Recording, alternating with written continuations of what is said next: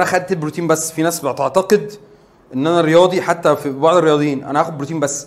ما هو انا البروتين عشان يخش على العضله لازم كارب. بيعملوا حاجه اسمها سيفنج، يعني كأن انا مثلا، انا دايما بشبه الموضوع، انا مدي البروتين ده واحد باشا كده، واحد محترم كده داخل معاه 2 بادي جارد. لو في مشكله مين اللي هيضحي بنفسه؟ الراجل المحترم ولا البادي جارد؟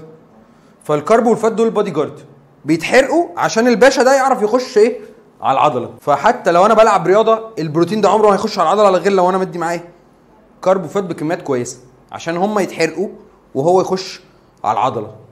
فبالتالي عشان اما اجي ادي مكمل حتى لو بيلعب رياضه، بروتين لوحده غير كافي تماما.